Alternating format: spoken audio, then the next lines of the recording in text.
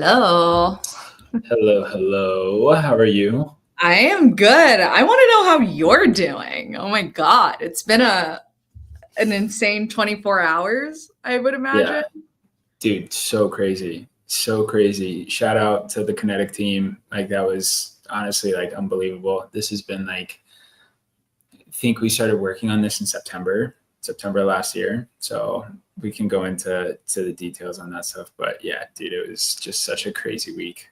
Are you I'm guys like, hyped. does it still feel like it's like hardcore sprint mode right now, or do you feel like you can take a breath?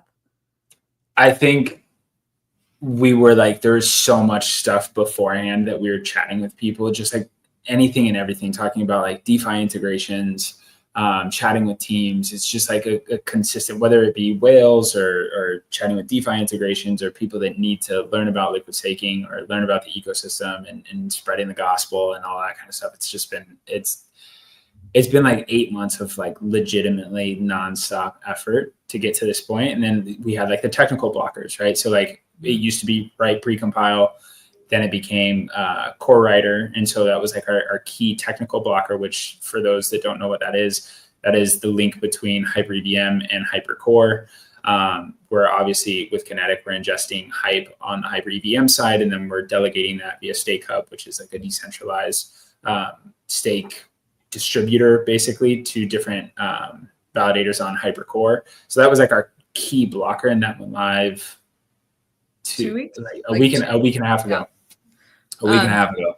to give So yeah, to give like quick context, like the reason why this is particularly interesting, especially when it comes to security with liquid staking on Hyperliquid, is because up until Kinetic literally launched yesterday, the only way for you to have, you know, an LST on Hype EVM was through a multisig, meaning deposits went through a multisig, the controllers of the multisig, it was their job to go and then stake that to the validators. And then when rewards would come in, they would have to manually distribute those rewards to all of the wallets that sent to the multisig.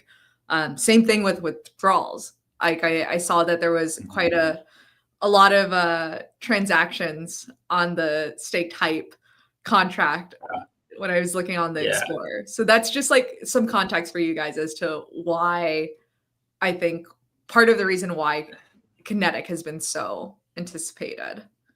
Oh, dude, and like it was crazy. Like I'm just like I would be lying if I said that I wasn't like sitting here checking the freaking Kinetic stake type on HyperEVM scan. I've just been like refresh.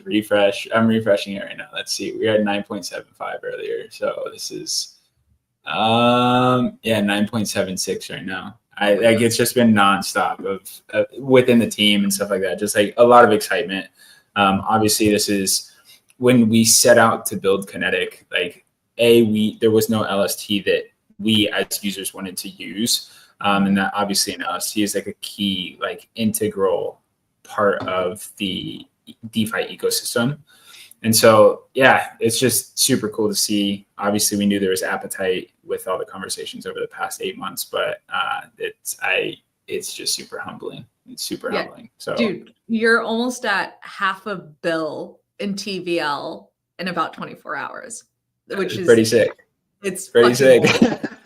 I want to double tap on something that you said earlier. You mentioned that like LSTs are kind of a key integration that's needed for any like DeFi ecosystem. Obviously, there are K points right now. We're all Bush League. I imagine you probably can't really talk all that much about K points, which is fine. Mm-hmm. But I think for a lot of people, because I'm just like even seeing conversations on the timeline around like how do I LP, et cetera, et cetera. Can we chat a little bit about like the role that something like kHYPE plays in an ecosystem like HyperEVM and its overall impact to Hype itself? Well, and so like basically the main blocker here and the reason why LSTs are so important is like obviously if you're staking your Hype, you can't use said Hype, right? It's staked. There's nothing you can do. It's locked. And then if you want to unstake that, then and whether you unstake that GM manito, But if you want to unstake that, like you have to wait 7 days. And then on top of that, you can't use that HYPE as collateral for anything within the DeFi ecosystem. So if you wanted to use Felix or Hyperlend or HyperFi to take a loan out against your HYPE because you don't want to sell, whether that be for tax reasons or you just don't want to sell because you want to keep upside exposure or whatever the case may be, you can't do that if you are natively staking HYPE. Now, you can go into the speculation of like why people like are native staking versus liquid staking, whether it be for like smart contract risk that they prefer native staking, or they don't have an appetite for the DeFi ecosystem in general. In other ecosystems, let's talk about like Solana, for instance. Solana has 93% of their staked SOL is natively staked in the ecosystem. Mm-hmm. So what that means is only 7% of the stake of staked SOL is liquid staked, which is crazy. It's in one of my favorite charts in all of crypto right now is looking at the liquid staked SOL, because like you see Jito, right? And Jito has a valuation of like 2 billion or something like that. And they only have 4% of staked SOL goes through Jito. Now they're also running like an OFA with like MEV stuff, which is pretty crazy.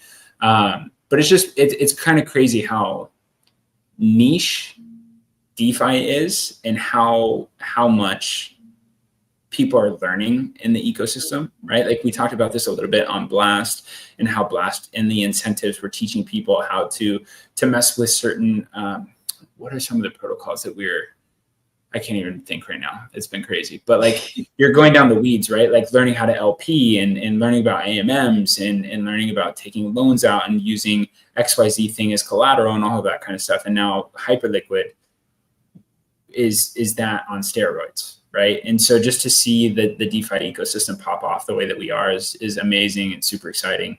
And there's obviously more to come on this, but yeah. Toast has a question, and I think this is interesting. So right now, for those of you who don't know, for those of you who are degens with tiny ass bags like me, I never native staked HYPE because I was like, I can't lock up my capital. But if you do, you're actually able to get discounts on trading fees depending on how much HYPE you're staking. And right now, I think the only way to do that is through native staking. Is there something coming with Kinetic that would still give us like the full benefits and upsides of being natively staked, but in an LST form? So in regards to trading fees, I think in regards to trading fees, that's going to have to be something on the Hyperliquid team side to be able to delegate that to liquid staking. Now, obviously, we had no idea how much appetite there was for Kinetic and kHYPE and stuff like that, but we'll see what happens on that front. Like, I can't really say anything is in the works right now, but it's definitely something we've talked about internally at the team.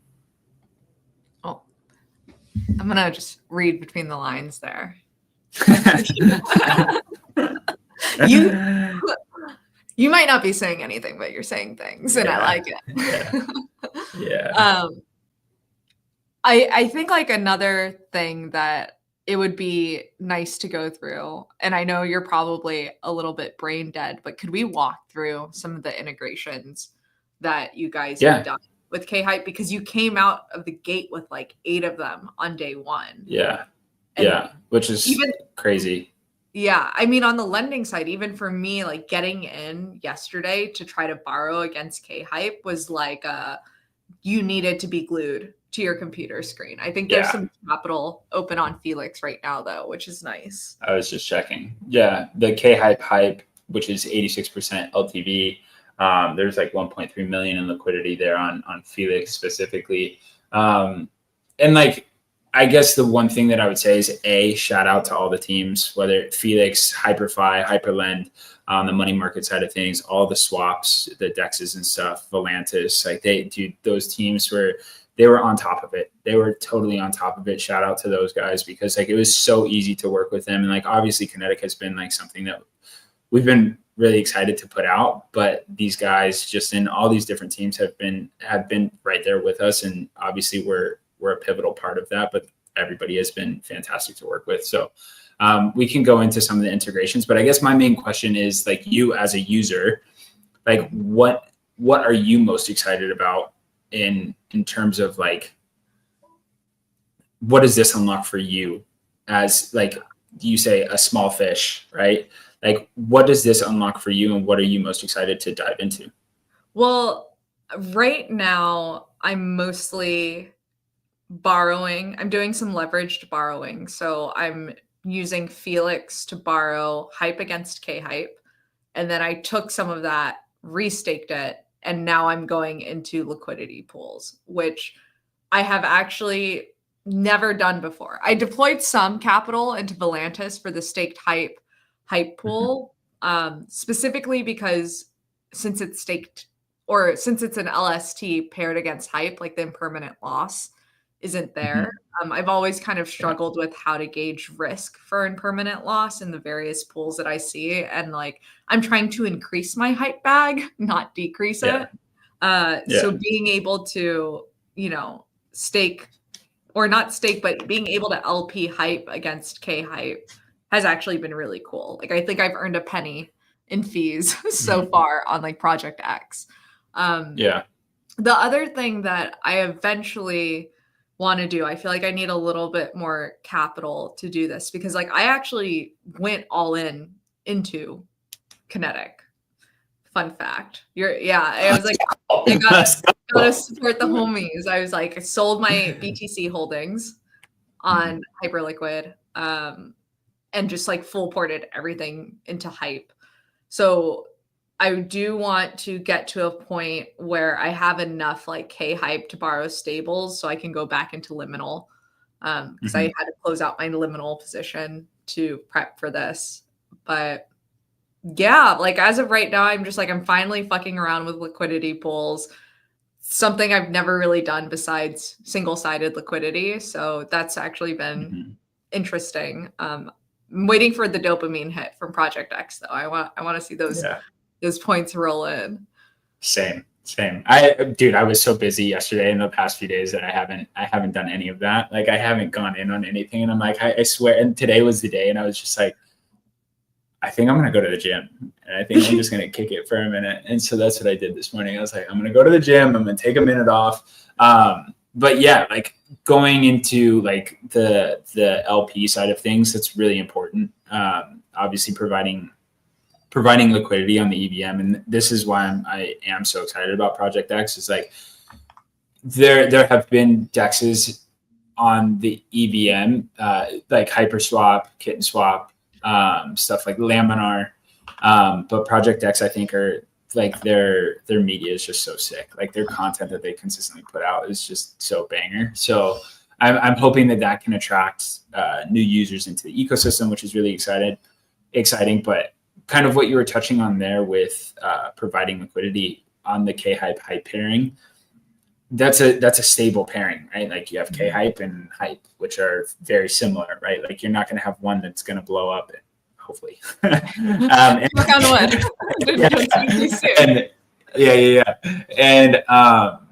And so like in comparison to like volatile pairs, right? Volatile pairs being like hype USD, right? So like if you're providing liquidity on hype USD, whether that's USDT, USDE, USDHL, whatever the case may be, you're gonna get wrecked in terms of like impermanent loss, which if that's like your way to sell and you're like, okay, cool. Like as hype goes up, then I don't really care because I'm going into USD. It's really not that big of a deal, but it is something to pay attention to. And I think that the stable swaps and stuff like that are pretty cool in terms of like LPs. And that's where Volantis gets really interesting. Can we actually double tap on that? Also, guys, if you need Volantis codes to LP kHYPE, I'm gonna post a code here after we chat about Volantis. And to be clear, this episode is not sponsored by Volantis. Dalton and I are independent creators. But about 2 weeks ago, I had reached out to the Volantis team because I'm like, your docs look really intense and I'm trying to make sense of what it is. And basically after chatting with the team a little bit, what I understood, and it would be helpful to get your perspective on this as a builder and someone who's integrated with them. They're trying to build basically a modular framework for AMMs so other builders can come take parts of their tech stack and create their own dexes, if you will. But really, they are after this idea of like embedded liquidity for very specific pairs. So like focusing in on stake type hype, kHYPE, and building out a robust liquidity bed for that. Like that is my understanding. Where can you help me fill in the gaps? Oh, geez. It's not my internet. Are we back? Yeah, it wasn't my internet, but I guess it was my internet. How much of that did you get? I caught that. Okay. Yeah. Can you fill in the gaps for me, please? Yeah, like I think you nailed it, right? Like I think the Volantis AMM is kind of like a key integration when it comes to LSTs, right? Like especially with the 7-day unstake, that's something that like people are trying to get around. But then I don't know if you guys saw this, and this is not me like chatting shit or anything like that, but like this stake type depeg, it didn't completely depeg, but they were selling stake type for less than it was actually worth because they were just trying to get out now instead of waiting the 7 days, right? So like if you wait the 7 days plus whatever it takes for them to manually withdraw, then obviously stake type to hype is like 1-to-1 or just fractionally off, depending upon whether it's rebasing or reward accrual, which stake type is rebasing, kHYPE is reward accrual. So that'll like go into what are the differences? So yeah, so rebasing words like that and not explain them. Yeah, so this goes to just like what LSTs are, right? So like if you have an LST, basically the staking rewards are baked into the token, right? Mm-hmm. I'm like trying to see how I can talk about this. The key difference really is the fact that rebasing tokens are difficult for DeFi integrations because like obviously they are rebasing, right? So like you have token A and token A has staking rewards. And so if they keep throwing staking rewards at token A, the value of token A changes, right? And so rebasing tokens are not like DeFi savvy out the box. Like out the box DeFi doesn't really work with rebasing tokens. Now reward accrual, they do. So that's the difference between like wrapped stake hype and stake type, right? Mm-hmm. So yeah, that's basically that. And the key thing with Volantis is you should always be able to get one-to-one. Like if I sold one hype or if I sold one kHYPE, I'm going to get one hype in return because of like how their pools rebalance. Exactly. My understanding. Exactly. Yeah. And if the liquidity is there, right, like which it should be, then you can instantly transact in and out, which is why we need to provide liquidity to the Volantis kHYPE AMM. And what's really cool about Volantis is they take that underlying liquidity and they can deposit it into Felix or other money markets in the ecosystem, which is really cool. I'm really excited to see it in full swing. Like if you look at it right now, you have, let me update this. I think they have like 15 mil. Yeah, 15 mil in TVL. So yeah, it's really exciting. And we've already seen 3.6 million worth of volume go through there. So that's pretty dope. Real quick, selfishly, it's going to be a little meta moment. Oh, geez. Sorry, not to put anyone on blast, but here's some codes for Volantis. I just tweeted it, so you guys can check it out there. Separately, Okay, so that's Volantis. That makes sense. Why is providing liquidity to other AMMs important outside of Volantis? So we have like Project X, we have Hyperswap. Uh, are all the dexes incentivized LP pools? Incentivized as in?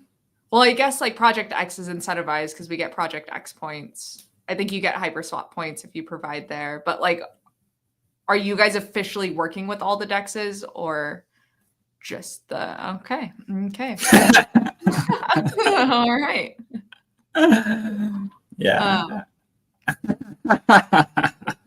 This combo is intense, trying to follow along the best I can. Yeah, Okay, I'm trying my very best to like Eli 5 all of this stuff, Yeah. and it's not Eli 5 worthy. Friendly. Yeah, there you go.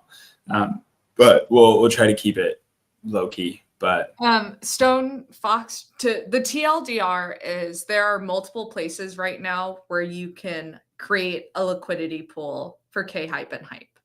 And liquidity is very important to the LST overall well-being. Like we want there to be fat fucking liquidity. So there's Project X, there's Hyperswap, and maybe a few other dexes that I'm not thinking of off of the top of my head. We did double tap on Volantis, and Volantis's dex is particularly unique because it will always make sure that if you're swapping 1k hype to hype, you're going to get one hype out. Like it's 1-to-1 swaps. And that's because they are constantly rebalancing the liquidity pool to ensure that there's liquidity for swap outs.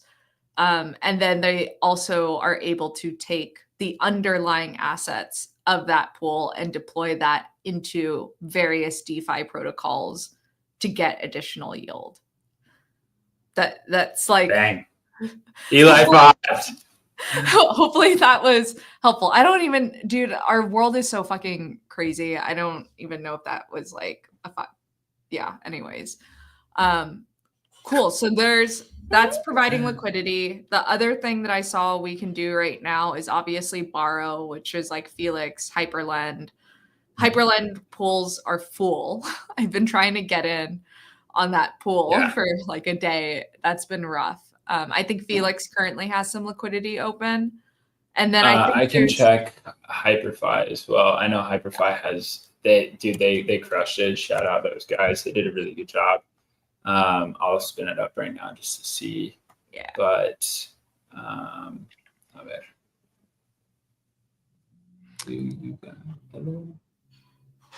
And then I guess outside of these individual protocols, because I feel like you go to individual protocols and deploy if you're really trying to control your deployment strategy for various reasons, whether that's you have DeFi strategies already running that you're trying to supplement, etc. I saw Kinetic has Kinetic Earn that is deployed in partnership with Vita. Can you break that down? Yeah. So basically, the Vita Vault is. Give me 1 second.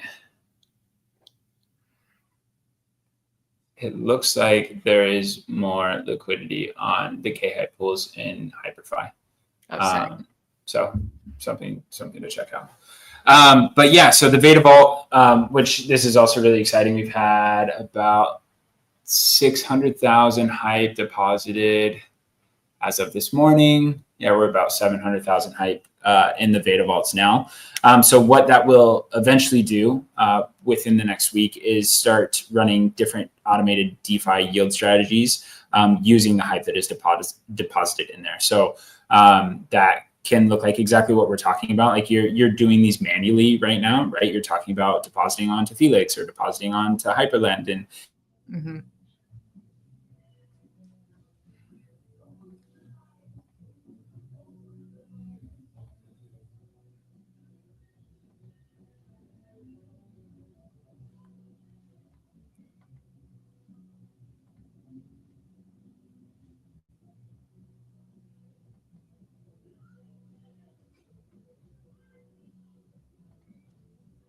We're so back. I'm confused. It says my internet's like getting 100 megabytes, 200 megabytes per second. But did you I don't know. Ignore So me. whenever you cut, I end up cutting too. So going back to the Veda Vault. So the Veda Vault is going to run automatic strategies with their risk adjusted, like there's going to be a risk curator there that is managing your stake, right? And so these manual strategies that you're running, whether it be on Felix or Hyperlend, and what I was just saying there is like Felix has the CDP side, which is just a different lending model that comes from Liquidity. And then you have the vanilla markets, which is like a Morpho model. And then Hyperlend uses like an Aave fork, right? So like these are all just different DeFi tried and true kind of protocols that DeFi has been using for years, right? And so what Veda is going in and doing is making that easier for people that don't necessarily have the technical analysis. They don't have the ability to spend all day going in and doing these things themselves, whether they want to loop hype or loop kHYPE or whatever the case may be. This is just delegating that to somebody that has been doing this for a very long time and knows exactly what they're doing. So I think that this is one of those key unlock moments for just for DeFi in general, just because it is a little heady. Obviously, we're trying to break these things down and make it easy to understand, but it's just difficult at times, right? And so if you don't know how to use certain things, obviously, ask questions.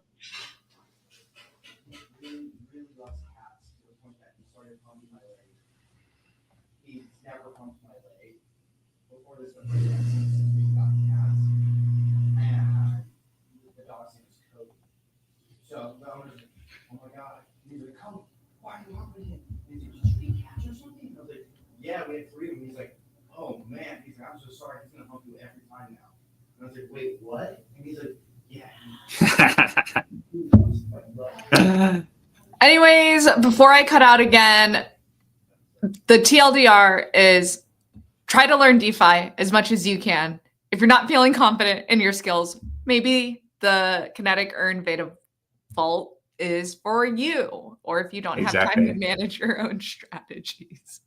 Exactly. I love your Wi-Fi. I was checking my Wi-Fi and I'm like, yo, I'm good. I got that Starlink Wi-Fi. It's showing me that I'm good. Like one of us is lying, and it's not me. It's not me either. But so yeah, I think that I covered that as best as I can, but that's something that I'm super excited about. Like obviously when the integrations get rolling and Veda Vault is cooking on high heat, like we'll have more to report back on in terms of like the strategies that they're running within the vault and stuff like that. But as of right now, there's not much more I can touch on that. I mean, I feel like we kind of covered it all because like the main integrations out the gate was LPing, borrow lend, and then the Kinetic Earn. So if you guys need help getting started with kHYPE or don't know what to do with it, like this is a great episode to rewatch and share with friends. Now, in other news, apart from Kinetic basically getting $500 million in TVL in 24 hours, dude, the last like week, 2 weeks on Hyperliquid has been insane. I think like I want to take a minute to talk about the whole spot market, pre-market and spot market, specifically leading the way for price discovery on Pump, because I don't think that's ever happened before. Dude, that was impressive. It was totally impressive to watch. Like I just watching the Pump Fund stuff, whether you hate the project, love the project, whatever the case may be, I really don't care.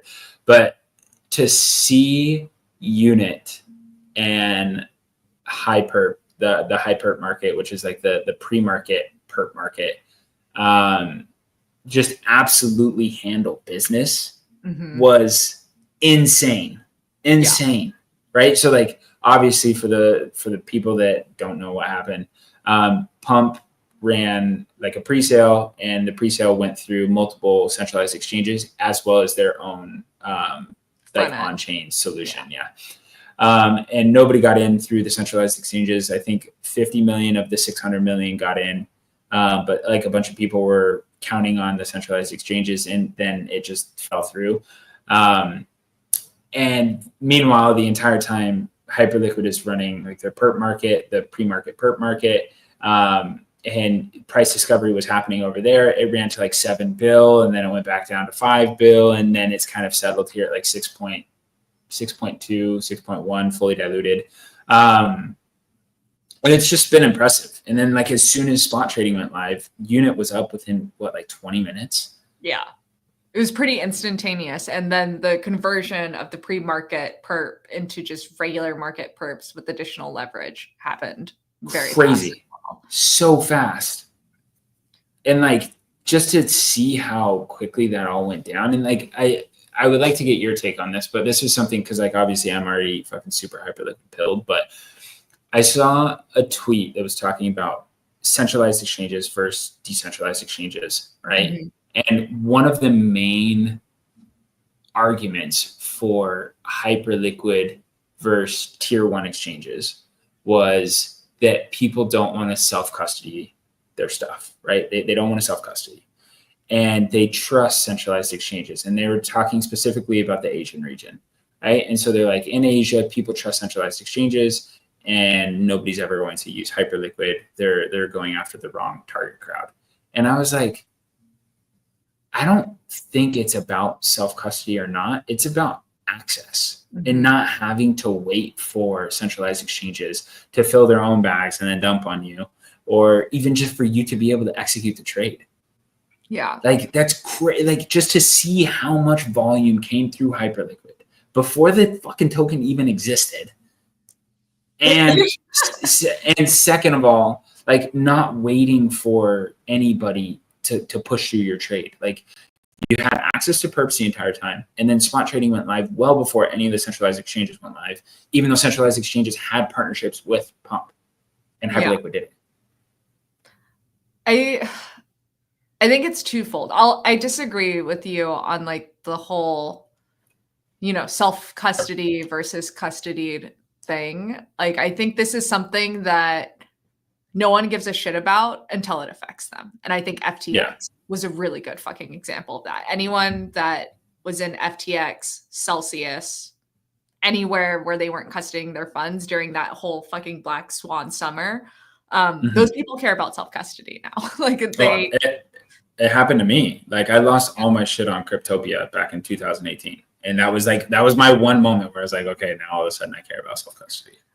But I agree with you on the access point. I think like this whole narrative of like, oh, Asian markets, they trust Binance, they trust whatever exchanges, like that's all great, sure, fine, until something goes wrong. But to your point, you were able to access Pump literally before anyone, anywhere through the perps pre-market. And I think this is more of a thing of like, do you want to make money? Like anyone who wanted to get in early was able to get in early. Like I wasn't able to do the pre-sale because I'm, US, part-time Mexico City sometimes, specifically when I'm trading on Hyperliquid. But but I was able to get like a pretty good entry on the perp pre-market that's just been open. Like the funding rate was fucking insane that I had to pay. Yeah. But I was like, would I rather be early with better entry or like try to buy on spot on TGE? Yeah. And I kind of, I thought that there was going to be a deeper dip because I was expecting like a full J curve. I kept telling you that through the thing, but it's like it never really dipped below the floor that was discovered on the perp market, which was like around 5. Yeah. And I'm still watching it because I'm like, A, I'm fascinated with it, and B, like I think it goes up. So like that's just my whole kind of thing on it. And I think to see 560 mil of open interest, 560 mil of 24-hour volume, and I'll check the spot market right now. 117 million in spot volume is crazy. I was looking at this morning. If we go to CoinGecko, Pump, markets. Like, I'll share my screen. Okay, internet, don't fuck with me here. Yeah, it's like, Don't fuck with me here. And Dalton, you know a little bit more about this history than I do, but there are no market makers on Hyperliquid except ones that decide to deploy funds there. But like no one is hiring anyone to market make a thing, right? For those of you who don't know, and I know this from back when I was a DGen working on some like meme coin projects when I first got into crypto. If you want to go onto a centralized exchange, one, you have to usually give up a huge amount of your token supply. You know, I've heard T1 exchanges, depending on the project, take anywhere from like 2% to 10% of token supply. On top of that, you have to hire market makers. And so I'm kind of looking at Gates 24-hour volume, Bybit's 24-hour volume. And I kind of think if there wasn't shenanigans going on, like Hyperliquid would be number one. And it was the number one place for 24-hour volume on day one of launch. Yeah. And is that, what does the perpetual market look like right now? Let's see. Hype on top. That's crazy.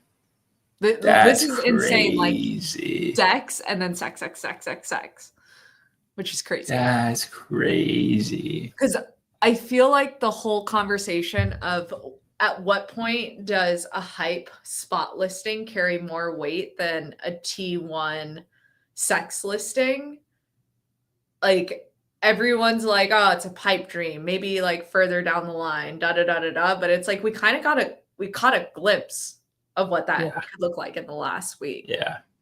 But and this just goes back to that point on access. Like I think access is so sick. Like to be able to have access and everybody, like it's one of those things where people like you can push through transactions and just go. Like the chain isn't freaking breaking. There's no gas fees. There's no gas war. There's no nothing like that. It's just like, it's crazy to have no gas fees on Hypercore. Sick. And you just push through your transaction and it goes through and you're like, wow, okay, cool. Like mano y mano. This is like player versus player. Like we all want. Then it's not like you have to pay $8,000 to push through an ETH gas transaction back in the 2021 NFT days. Like this is just mano y mano. And I'm like, dude, I love that. And like, I don't know, just to see how well it performed. Shout out to Unit, shout out to the Hyperliquid team. Like they crushed it. Yeah. Do you, like, zooming out in your mind, what is that timeline of like on-chain trading overtaking centralized exchange trading? Do we ever get there, or will like both exist for various reasons? Yeah, like I don't know. I think it will stay, right? Like I think people will continue to use centralized exchanges just because, like, why do certain people do certain things? Like people do dumb shit. Like I don't know what to say. Like I just like it's gonna continue to they're gonna continue to do what they're going to do, and they're gonna continue to pay the fees that they're going to pay, and like creatures of habit are going to continue that way. And like look at the US, like Coinbase will forever probably have a market just because when people think crypto in the US, they think Coinbase. And that's branding, that's everything. And they're not going to go deep enough in the rabbit hole for it to actually matter. But this is speaking to the people that have $3,000 worth of ETH and it's sitting in a wallet on Coinbase, and they go back every 2 years and like, oh my God, I'm up again. And then they leave it, and that's that, right? Like, I don't think that that's the target audience.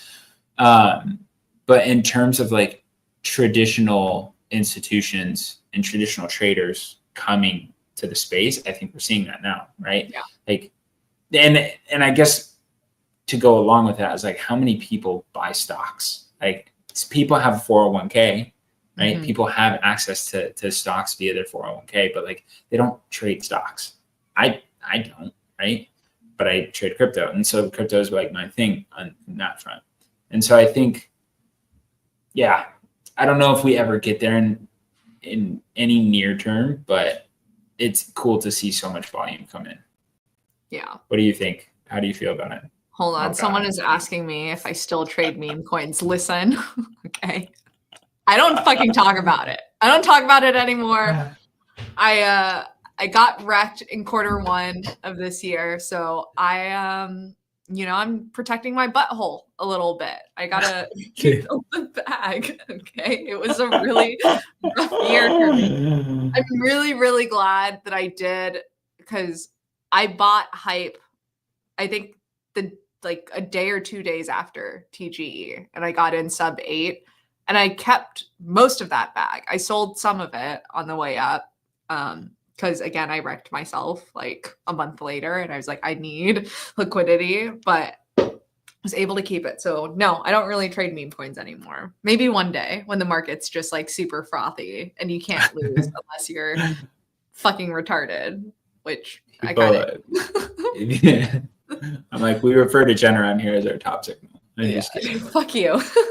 Back in the day, Jen was ripping it, and I had so much meme FOMO, and like going back to when I pivoted from Blast to Hyperliquid, the pivot there that most people went to was Blast to Solana meme coins. Yeah. Like I missed the entire AI thing. I didn't buy any AI stuff. Zero.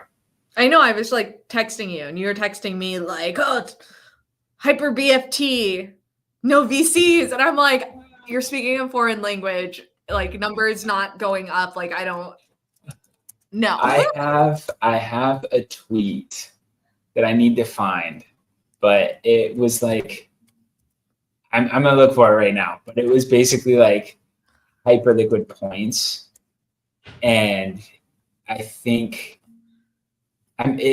I'll find it right now, but like it was one of those times where I was like, I got a decent amount of Hyperliquid points that week, and I made a post saying like, crazy that I just got airdropped X amount of dollars, right?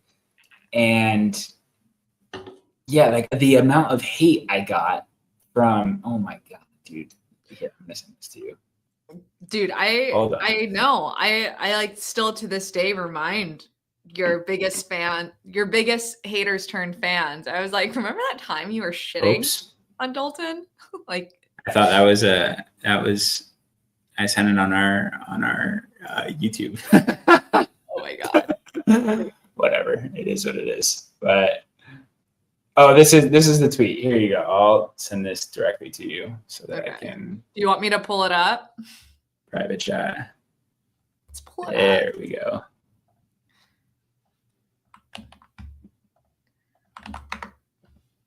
I got you. Back in the day.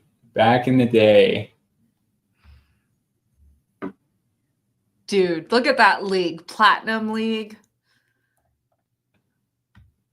Back in the day. Oh my god. Oh my god. Yeah. And so I think you had some love. You had a lot of love here. I did get love. This is like not any of the Blast people. Yeah. You guys are all ignoring me. Listen, we do not speak ill of the dead here, Dalton. Like, yeah. Be respectful. But so like now, what is your? I guess to flip it around and not talk about like Kinetic or anything like that, but like, what is your outlook as somebody that faded season 1? It was actually season 2, but like faded season 1 and 2 points, had TGE, and now kind of what is your perspective as somebody that missed that boat, and now how are you looking at the ecosystem? Because I see a lot of talk on the timeline with people being like, I missed Hyperliquid. Mm-hmm. And there was one tweet, I think we sent it to each other. It was talking about more people deposited into Blast multi-sig than have deposited into Hyperliquid. Yeah. And I'm like, I mean, we've talked about this. Like, well, I have yelled at this at the timeline when people keep calling me a top signal, which is fine because I post top signal-y things at the top, so naturally it retraces, and people are all like, hey, your timing is impeccable. And I'm all like, you're a fucktard if you think I would post that while it's low. I think it's a few things. Obviously, we don't know if another airdrop is coming. And I think maybe contrary to popular belief, like in my head, do I think one is coming? I'm like very highly optimistic, but I'm not banking on it.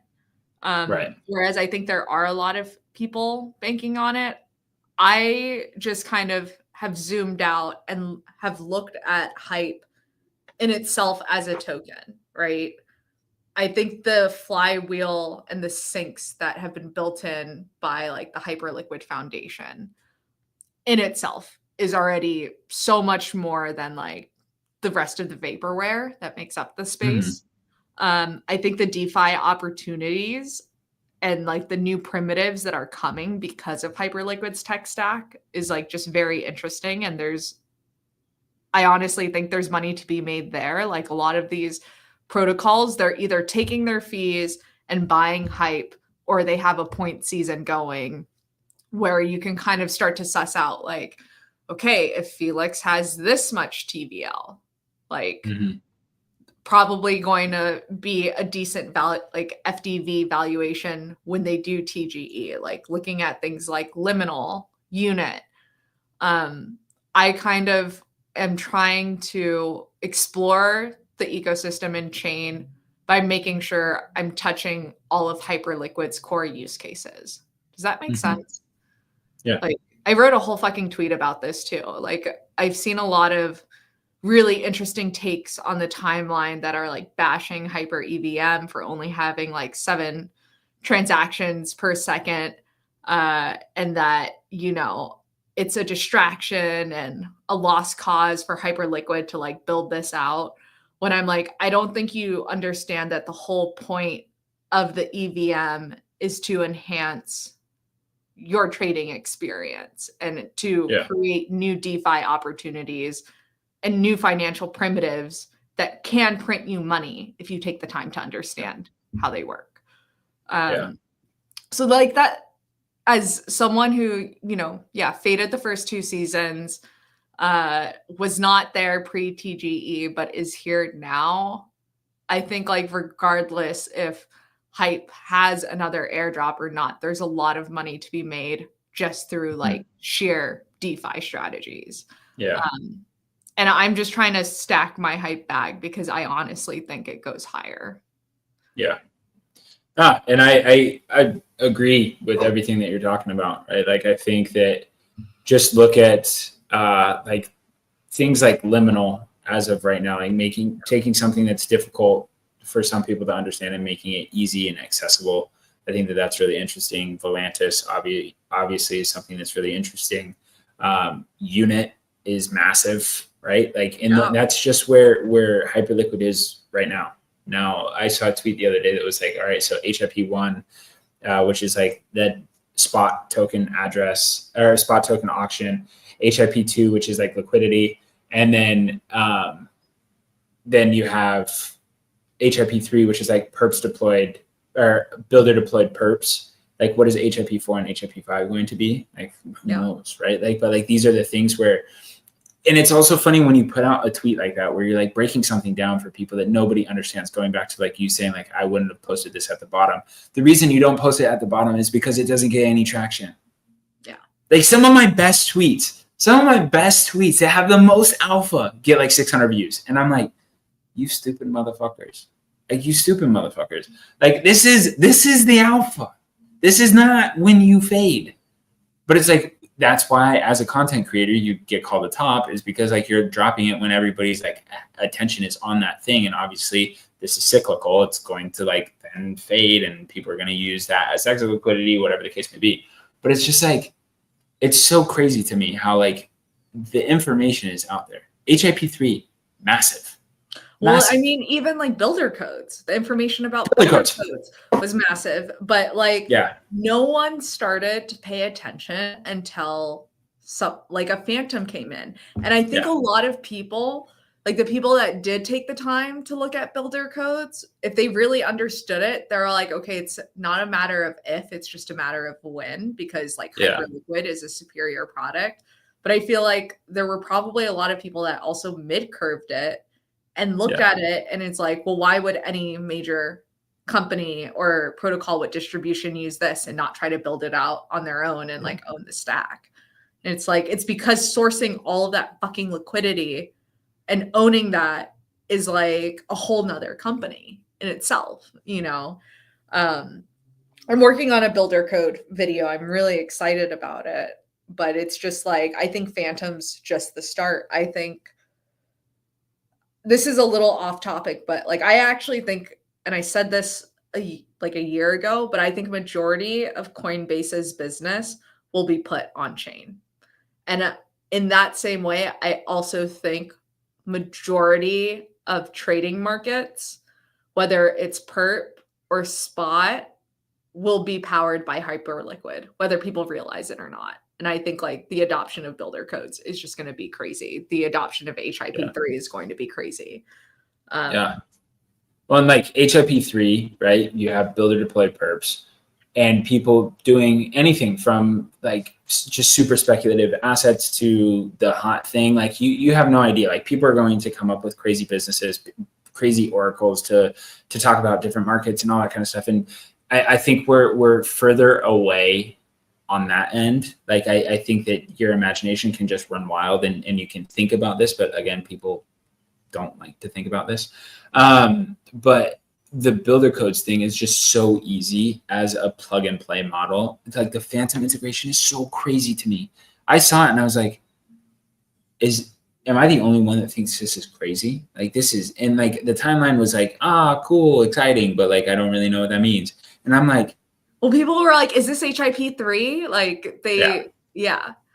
I don't think like for those people that don't know, like builder codes is using a different front end, but having for perps markets and using Hyperliquid's liquidity infrastructure as the back end, right? So obviously Phantom has like a super Web3 mobile native front end that people are very comfortable with. They know they have, it was something crazy, like some millions of users. And so like Hyperliquid is then getting put in the hands of these millions of users. And it's the Hyperliquid perps backend with just the Phantom front end, right? And that, if you just take 2 seconds to think about that, that's huge, right? And then on top of that, you have HIP3 and all of that. I'll be very interested to see if we have an HIP4, HIP5, how people start to think about this, because like we're seeing syncs all over the place. We're seeing these token syncs that like, you have to use Hype for this and you have to use Hype for that. And like, if you want to use this, then you have to do that. And I'm like, and that the token is so sought after, and there's just so many different utilities that are being put out. And I'm like, holy shit, dude. Like, this is what sold us a year ago when we were talking about this stuff. We were just sitting around the table and we're just like, holy shit, dude. Like, this is, how is nobody paying attention to this? And it's like, blast, blast, blast. And I was like, nobody paying attention to this? And it's crazy. I think going to your point, like we continue to have upside, and I'm just excited to see the new stuff that comes down the line. I think I do have to say though, I think part of the reason why nobody's paying attention to it is because it is complicated to understand. And I say this as like a hype buyer in December, but literally maybe up until a little more than a month ago, I didn't really get it. Like I had to like sit down with the docs, hit you up with questions, hit Magnus up with questions, and like kind of take it all in. But you know, that's why we're spreading the gospel. You made it. You made it to the other side. To keep making my top signal videos, because someone's got to, you know, not onboard exit liquidity, but onboard more liquidity. Yeah.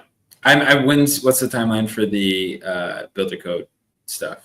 I'm hoping next week. I'm trying to lock in 2 more interviews because I'm doing my best to interview folks that are actually making use of the technology, because I think it's helpful for people to like see conceptual breakdown, and then it's like, okay, in practice, what does this look like? And I I think we think have that'll be huge. yeah. That'll be a huge one for people to understand. And I think that will get a lot of reach just because right now it's Phantom, like, right? And that's a huge name in the industry. But what happens when that's, I don't know, like right now it's like Web3 native applications. What happens when it's centralized exchanges, like tier 2 centralized exchanges? Yeah. Like just talking about people trusting centralized exchanges, which I would not be somebody to trust a centralized exchange. But like if that is your preferred venue to trade on, a centralized exchange that offers builder codes, crazy. I don't know. It gets me excited. The crazy thing is, like, for them, all they have to do is build a front end, and they're still able to monetize off of that. Like, right now, the biggest or the builder code, I don't want to call it a platform, but the builder code builder that has made the most amount of money, I think they're at like 7 million in revenue, and it's just a Telegram bot built on builder codes. It's PvP trade. And like that's something that's like really fucking interesting. All they had to do was plug a few things in, and it's boom, here's a multi-million-dollar business. Yeah. Yeah.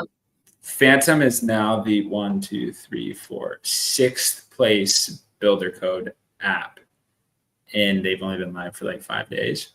Fully live. It's pretty cool. Like they called last week a soft launch, which is just insane. Crazy. Yeah. So now they have over what? They made almost $200,000 off of builder code revenue. Mm-hmm. Pretty cool. They didn't have to. Well, and if you think about this from a business perspective, they didn't have to scale up their team. They just had to dedicate resources to a front end, have like a little BD chat, probably with like some people from the foundation to make sure they were integrating things correctly. And that's it. That's literally it. And they're making money from it. And so is Hyperliquid, which is crazy. AF go Burr. AF go Burr. So fucking excited. Okay, well, I think we covered a fuck ton today. We'll probably run this back when there's more interesting updates in the ecosystem, but anything else you wanted to go over? Are you good? I'm gonna check the kinetic kHYPE. Let's see. Damn, we're so close to 10 mil. That makes me so excited. So close. That's epic, dude. Thank you. Congratulations again. Will you give my love to the team? Oh, dude, everybody's so geeked. So geeked. So super cool. Well, thank you. We'll chat again soon. Sounds good. Bye, guys. Bye. With the balloons. Love that.